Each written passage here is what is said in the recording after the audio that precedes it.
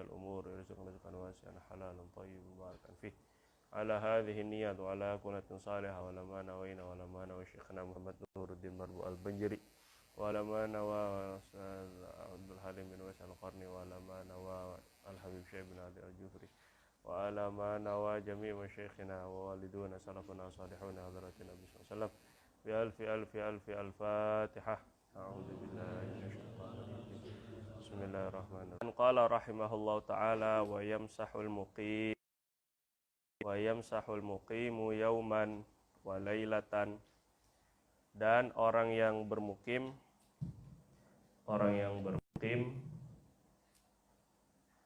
yamsah boleh mengusap sepatu khuf sebagai pengganti basuhan kaki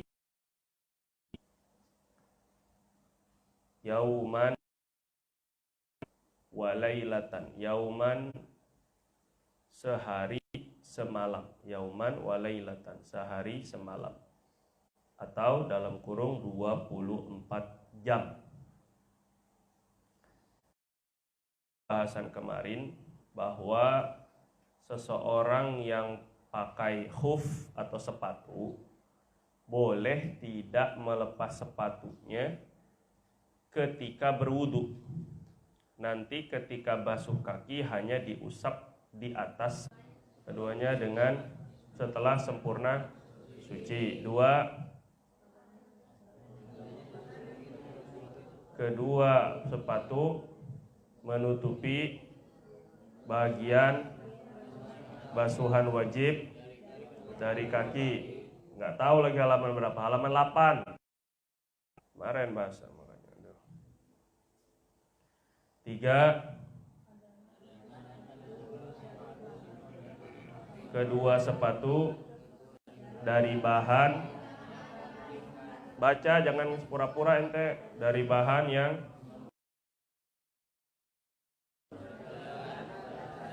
terus menerus berjalan di atasnya, atau bahasa kuat dan tahan air. Tambahkan keterangan itu. Yang keempat,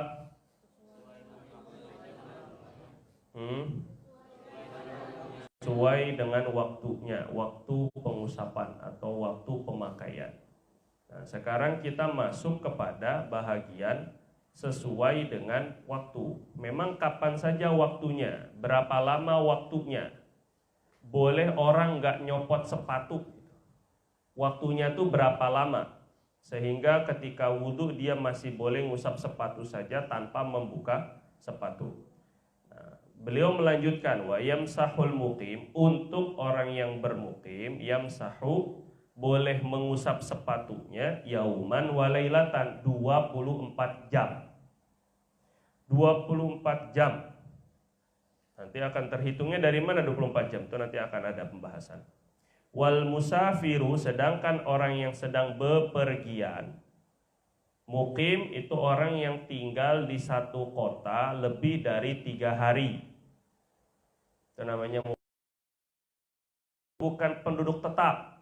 Penting dia tinggal di satu kota 3 hari, itu namanya mukim. Apa mukim? Catat makanya kalau nggak tahu. Misalnya jalan-jalan ke Bandung, menginap di sana seminggu, berarti kamu sama mukim di sana. Itu pun kalau nggak keluar kota-kota lainnya di Bandung gitu. Tapi 3 hari terhitung hari datang dan hari keluar. Betul-betul murni di dalam kotanya. Kalau keluar 5 hari. Jadi kalau hari Senin pergi itu masih semuanya. Kan ditulis terjemahan. Biar kamu bisa ngajarin lagi. Kalau kamu nulis terjemahannya doang, kamu nggak bakal susah untuk ngajarin lagi. Itu diingat kentut pertama kali setelah make. Hadas pertama kali setelah make. Maknanya kalau dia bermukim dari jam 8 pagi sekarang, hari apa ini? Hari apa ini? Senin. Kalau udah lupa hari ini. Dari Senin sekarang jam 8 sampai jam 8 besok Selasa, itu sudah habis. Habisnya jam 8 pagi. Jelas. Mukim jam 8 ke jam 8 sehari. Musafir jam 8 ke jam 8 Selasa sehari. Rabu jam 8 pagi Rabu 2 hari. Dia copot sepatunya kalau dia masih punya wudhu jam 8 pagi pada hari Selasa besok. Hari Selasa 24 jam nih. Hari Selasa besoknya ternyata jam 8 pagi dia masih dalam keadaan wudhu. Tapi waktu untuk mengusap sudah tidak ada. Sudah habis kan 20 karena udah punya wudhu, tinggal basuh kakinya, pakai lagi sepatunya. Maka dimulai lagi nanti 24 jam sejak dia hadas nanti berikutnya. Sejak hadas pertama kali. Jadi dihitungnya sejak hadas, bukan dari make, bukan dari pakai sepatunya, dari sejak berwudunya, bukan. Kemudian titik. Permasalahan, beliau menyebutkan masalah di sini. Saya ulang berarti. Mukim berapa lama dia mengusap? 24 jam. Musafir berapa lama? 70. Sekarang permasalahannya begini. Fa'in masaha fil hadori. Fa'in maka jika masaha dia mengusap fil hadori ada waktu di sini waktu bermukim. Mengusapnya dia, memakainya dia, pakai sepatunya itu ketika mukim. Sudah. Thumma kemudian safaro. Dia bermusafir, dia pergi keluar kota. Pakainya ketika mukim. Tapi habis pakai, habis ngusap, selepas ngusap, keluar kota. Pergi, musafir. Sudah, situ koma di situ, kasih koma. Ini masalah pertama. Jadi ngikutnya yang mana? Ngikut hitungan mukim 24 jam atau musafir 72? Itu permasalahannya. Sebab makainya dia dalam keadaan mukim, tapi melakukan musafir. Nah ini jadi dipermasalahkan. Ikut musafirnya atau ikut makainya karena dalam keadaan mukim. Masalah berikutnya, atau masaha dia mengusap fis safari dalam perjalanan. Mengusap di sini maksudnya pakai khufnya, kemudian wudunya, kemudian dia masih mengusap itu di perjalanan dalam keadaan dia masih musafir. Summa kemudian aqoma dia bermukim. Kebalikan dari masalah yang pertama. Masalah yang pertama memakainya mukim terus musafir. Masalah yang kedua, memakainya, wudunya, mengusapnya dalam keadaan musafir, terus mukim. Mukim itu bisa misalnya niat, kayaknya enak tinggal di sini seminggu. Akhirnya dia niat dengan tinggal di sana seminggu, itu namanya mukim. Atau dari perjalanan, dia sampai di rumahnya. Otomatis rumahnya enggak. Masuk kota rumahnya, orang Cibinong, batasan Cibinong, dia sudah dihukumi mukim. Tapi makainya belum 3 hari 3 malam. Makai musafir tadi memakai khuf tadi itu belum 3 hari 3 malam. Sebelum 3 hari 3 malam dia sudah sampai di tempat rumah tinggalnya, tempat tinggalnya, kota tempat tinggal. Faham sudah? Bermukim. Tadinya musafir bermukim. Maka titik 2, kasih titik 2 di sana. Jawaban dari 2 masalah itu, baik yang makai ketika mukim kemudian musafir, atau yang makai ketika musafir kemudian mukim, jawabannya sama. Satu jawaban. Atamma masha muqimin. Atamma ia menyempurnakan masha usapan atau waktu pengusapan muqimin orang yang mukim. Berapa orang yang mukim? Berapa orang yang mukim? 24 jam. Apa maksud atamma di sini? Atamma itu gini. Kalau belum 24 jam, maka dia melanjutkan sampai 24 jam. Baik yang memakai ketika musafir, kemudian dia bermukim, atau bermukim, kemudian dia pakainya ketika mukim, kemudian dia musafir, tetap waktunya hanya 24 jam. Jelas? Misalnya dia tadi pakai jam 6 tadi kan, ketika musafir. Jam 8 kentut. Makanya kentut tuh harus diwaktuin. Kalau dalam keadaan pakai khuf, pertama kali kentut kapan? Kalau tidur itu hadas. Berarti tidurnya kapan? Jam berapa kira-kira tidurnya? Itu juga harus dicatat waktunya biar nggak kelewatan. Ketika dia pakainya dalam keadaan musafir jam 8 kentut tadi, jam 6 pakai, jam 8 kentut, berarti mestinya habisnya sampai rumah jam 5 subuh besoknya. Jam 5 subuh besoknya. Sekarang sedang perjalanan menuju pulang ke rumah. Kemudian pakai khuf. Jam 8 kentut, sudah paham? Sampai rumah jam 5 subuh. Berarti sisa berapa jam lagi? 3. Mestinya kalau dia musafir terus bisa sampai hari Kamis tadi ya. Senin ke Selasa, Selasa ke Rabu, Rabu ke Kamis, 3 hari. Tapi karena dia bermukim sampai di rumah jam 5, dia otomatis udah putus hukum sebagai musafir, maka tinggal menyempurnakan 3 jam, jam 8. Paham nggak ini sudah? Sudah paham? Sebaliknya juga begitu. Sekarang dia pakai jam 6 tadi pagi, pakai jam 8 kentut, kemudian keluar kota. Maka bisa pakai jam 8 besok. Pakai yang waktu mukim 24 jam. Kata-kata atamma menyempurnakan itu begini, saya kasih sekarang. Sudah paham ini ya? Kaedahnya dulu dipahami, baru masalahnya. Masalahnya adalah ketika dia musafir, misalnya orang musafir, dia pakai tadi jam 6, kentut jam 8. Sudah, itu aja terus jam 6, jam 8, kentut jam 8, kentut jam 8. Sampai ente masuk dalam pikiran 3,5 atau 4. Yang ke 1, 2, 3, 4. Wa dan anak-anak bisa nggak gambarnya anak-anak? Cuma 2 buletan doang, tong. Kenapa nih itu emang? Jangan gambar macam-macam ente. Titiknya di tengah. La ilaha illallah. Bulutannya 1 aja, bukan 2 tuh begini-begini, bukan. Innalillahi titik lagi. Buletannya tuh di dalam, tah. Ya Allah, karim, tobat ente. Karena kan gurun pasir apa segala macam kayak di film-film. Marot, ya, sakit memang betul salah satu alasan. Jadi anak sebut sekarang, apa uzurnya?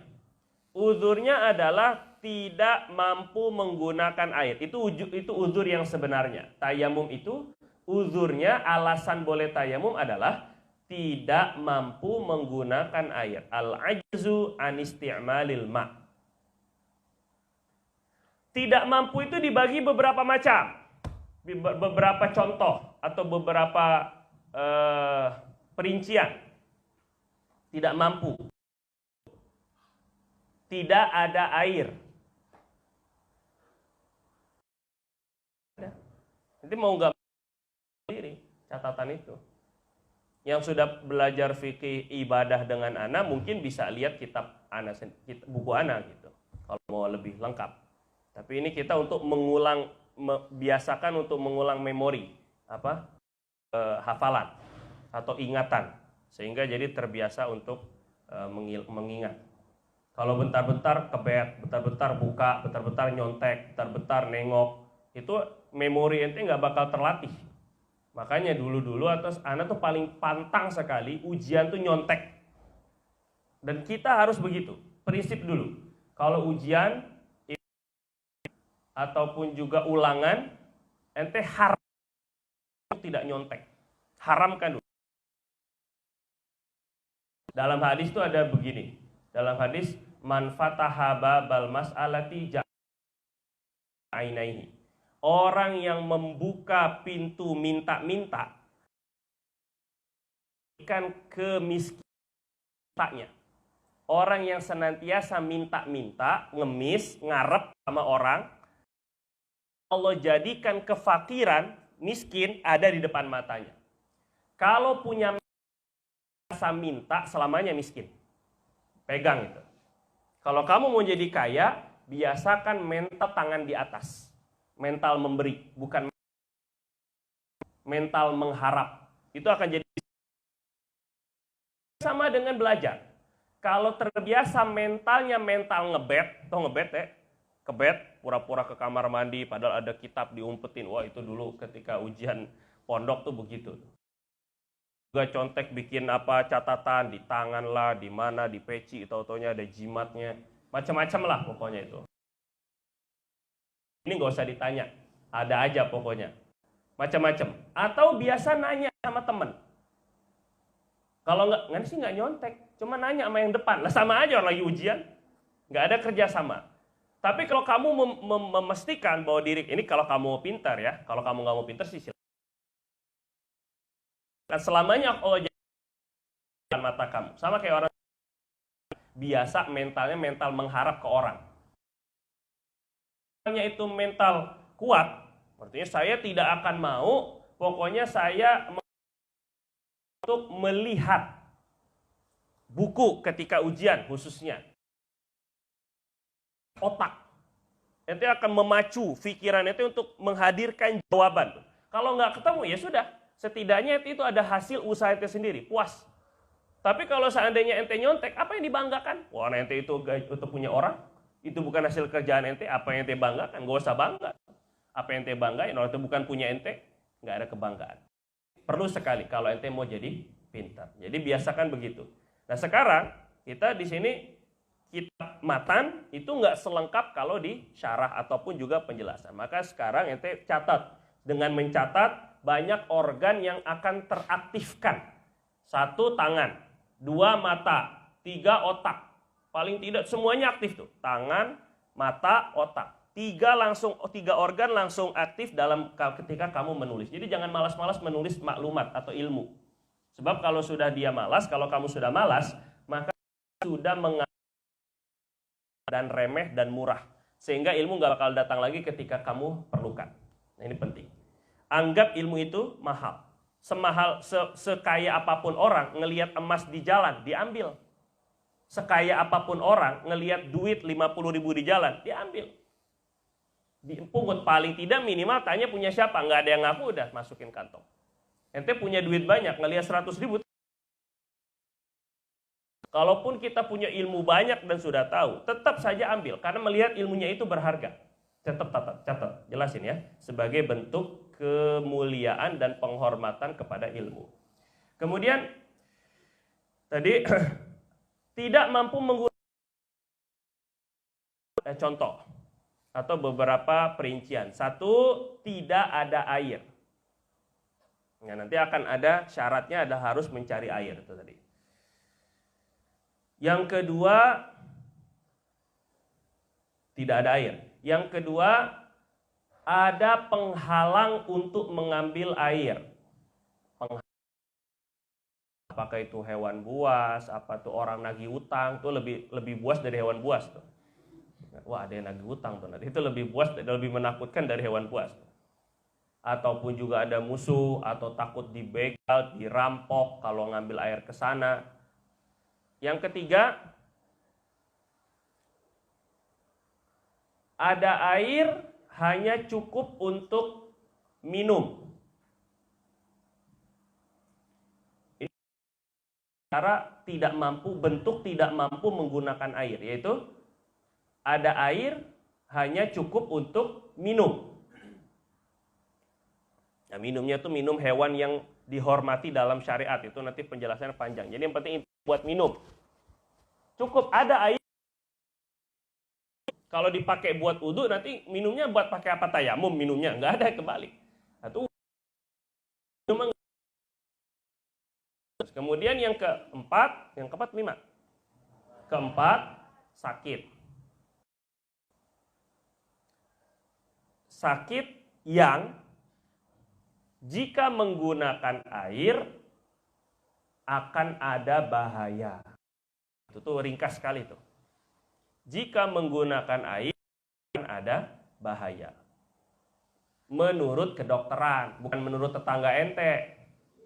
Kayak gini mati kena air. Oh, itu tetangga, saudara ente siapa? Udah tua ya jelas aja. Ataupun juga kena air ya, mungkin karena dia airnya tapi nyemplung. Ini jadi perlu dipastikan. Menurut kedokteran. Nah, bahaya itu macam-macam nantinya. Apa itu mati? Kalau Pak, kalau kena air mati Bapak. Atau parah atau akan meninggalkan bekas luka. Dan itu penyakit yang seperti itu. Selanjutnya, yang kedua, harus ada alasan untuk bertayamum. Nggak boleh tayamum itu tanpa alasan. Dua, syarat satayamum duhulu waktu salati, dan masuknya waktu sholat. Tayamum beda sama wudu. Kalau wudu, kita wudu itu sebelum azan. Lebih afdol, lebih utama, lebih besar pahalanya daripada wudu setelah azan. Wudu sebelum azan sunnah. Wudu setelah azan wajib. Ada beberapa perkara di sunnah lebih hanya daripada yang wajib. Di antaranya wudu. Wudu sebelum masuk sholat sunnah. Wudu setelah masuk sholat wajib. Besar pahalanya dari yang wajib. Sudah paham? Paham sampai sini? Oke. Tapi beda dengan tayamum. Kalau tayamum belum masuk waktu, belum sah tayamumnya. Harus sudah masuk waktu. Kenapa? Ini perkara yang diperbolehkan minimal dari tayamum. Fardu itu. Itu harus kayak gini, itu namanya rukun. Arba'atu asya, ada 4 perkara. 1. Arba'atu 4, asya 4 perkara. Yang udah tahu artinya asya, nggak usah ditulis lagi. Begitu caranya, mengingat, belajar mengingat mufradat atau kosakata. An-niyatu, niat.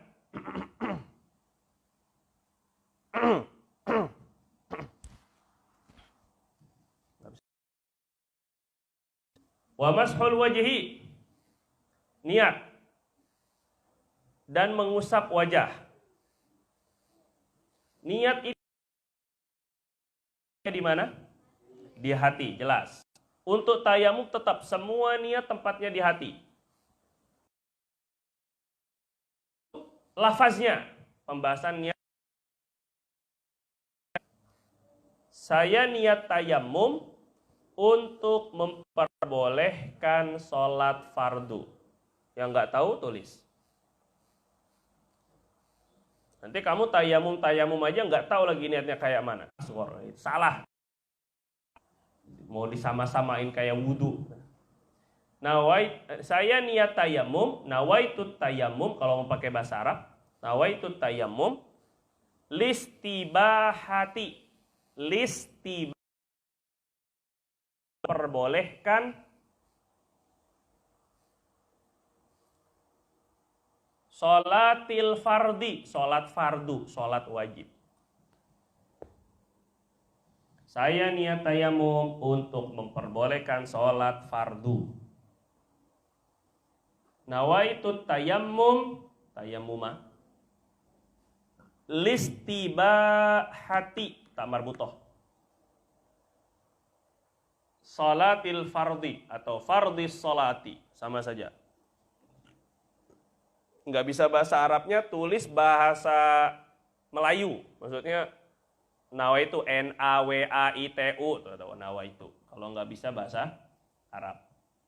Nawaitu tayam, ulang apa? Nawaitu tayammum listibahati sholatil fardi. Bahasa Indonesianya, saya niat tayamum untuk memperbolehkan, kasih tahu kepada kamu punya orang tua. Banyak orang tua nggak paham ini masalah tayamum. Niat tayamum ini banyak dikirain sama kayak wudu. Itu ketika muka. Ada orang yang ketika wudu niatnya ketika basuh tangan. Sama saja. Tepat. Salah waktu, maaf. Kalau orang salah waktu ya nggak sah, jelas. Waktunya niat tayamum itu adalah ketika bisa menjelaskan dengan cara yang lebih mudah, berarti dia tidak paham. Seseorang yang tidak bisa menjelaskan dengan cara yang lebih mudah, berarti dia sendiri tidak paham dengan apa yang dia jelaskan. bahasa yang lebih mudah baru. Jadi nggak ada cerita begini. Ana sih paham tapi susah ngejelas.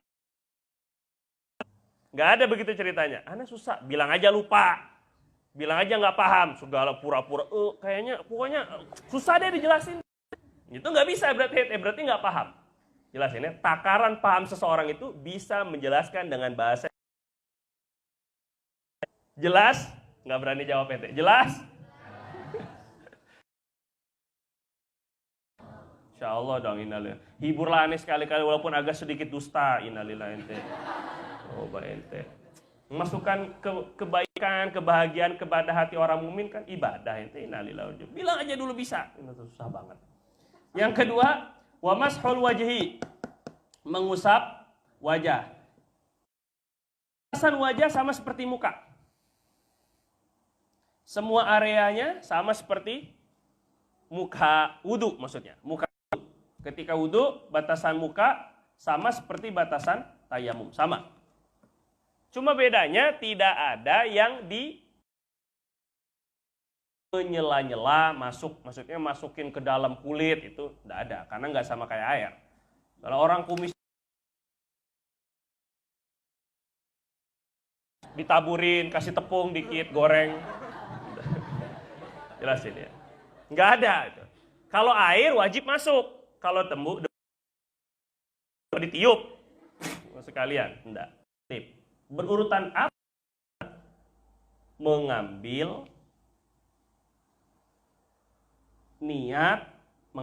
dengan niat mengusap muka dan mengusap tangan. Jadi semuanya berurutan. Enggak. Atau ngusap muka dulu baru ngambil tanah. Lihat gimana ceritanya itu.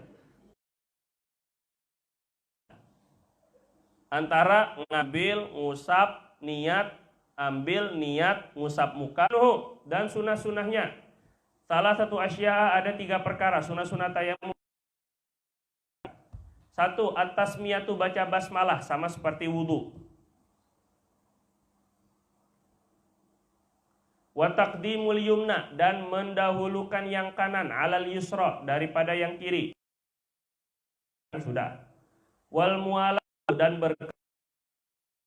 kalau tayamum, segala sunnah wudu yang mungkin dilakukan di tayamum.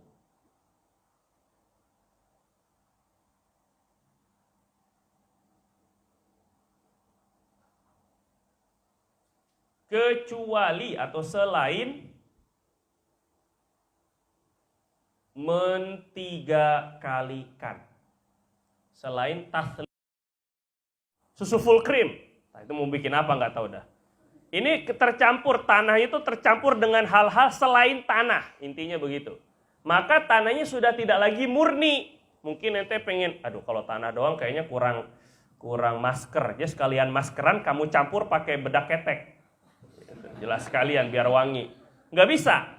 Ini namanya bukan murni. Murni itu berarti pure. Memang hanya tanah saja.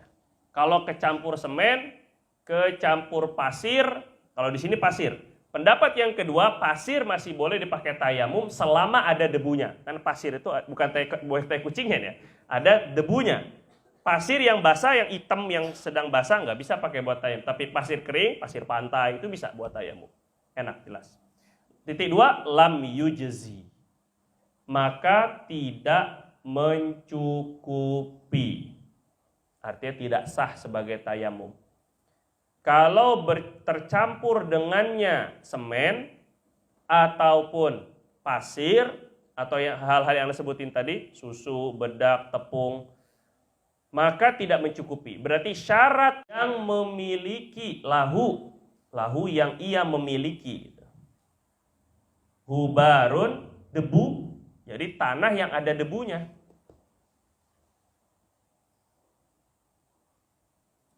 Ini bisa jadi syarat tayamum yang ke-6 kemungkinan.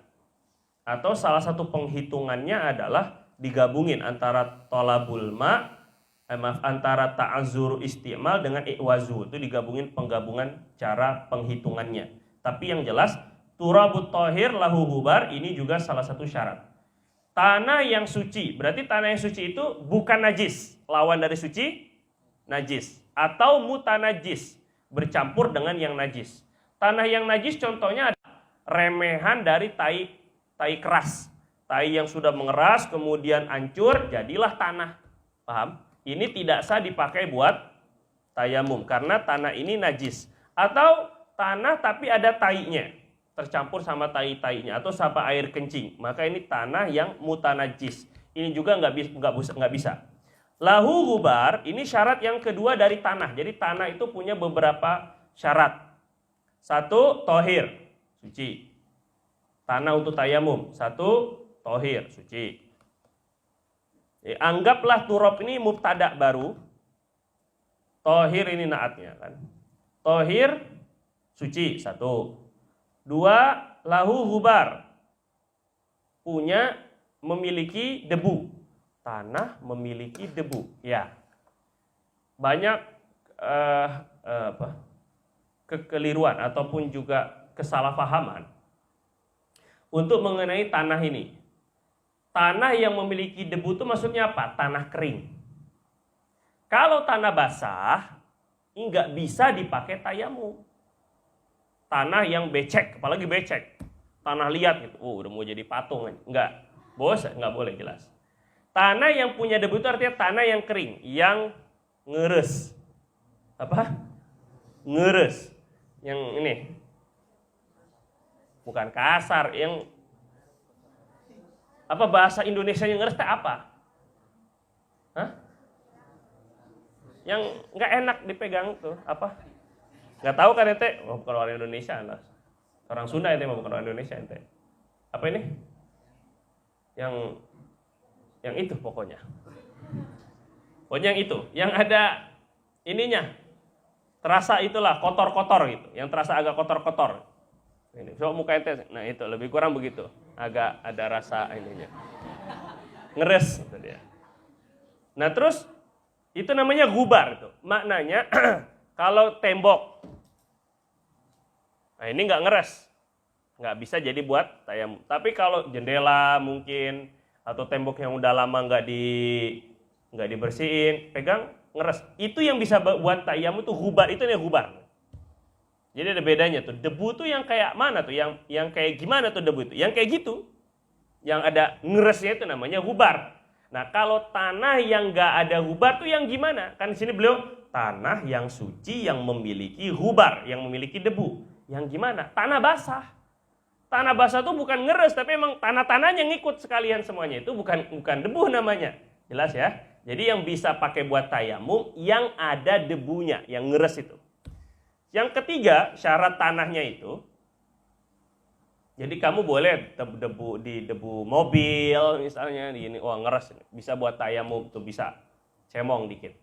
Fa in khalatahu jisud. Ini syarat yang ketiga sebenarnya. Kalau